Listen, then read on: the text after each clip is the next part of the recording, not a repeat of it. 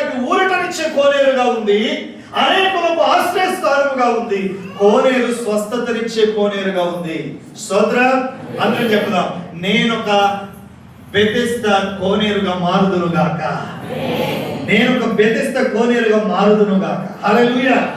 అయితే గమనించండి, యెరూషలేములో ఎన్నో కోనేరులు ఉన్నాయి, ఎన్నో కొలనులు ఉన్నాయి, ఎన్నో సరస్సులు ఉన్నాయి. కానీ కేవలం ఈ బెతెస్దా కోనేరుకే ఈ స్వస్థత ఆధిక్యత దేవుడు ఎందుకు ఇచ్చుంటాడు?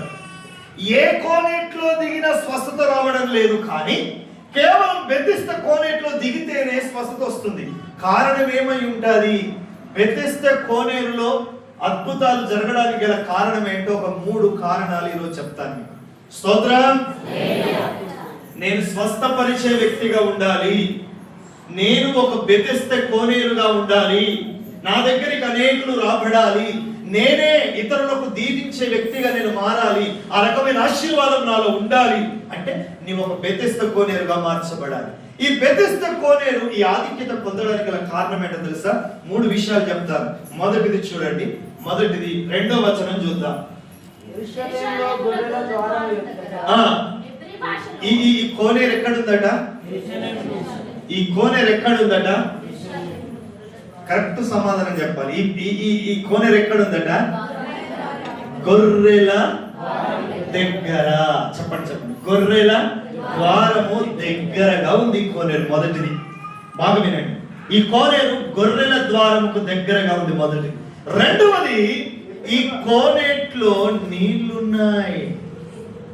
ఈ కోనేట్లో ఏమున్నాయి చెప్పండి? ఈ కోనేరు నీళ్లతో నింపబడింది. నీళ్లతో. అక్కడ చదవండి, 3వ వచనం.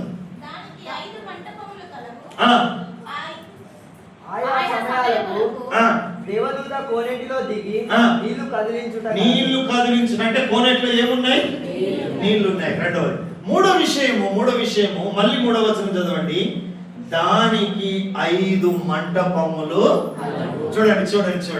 ఇది కోనేరు కదా, ఇది చూడండి, ఇది కోనేరు కదా. ఈ కోనేరు అయితే 5 మంటపాలను కలిగి ఉందట.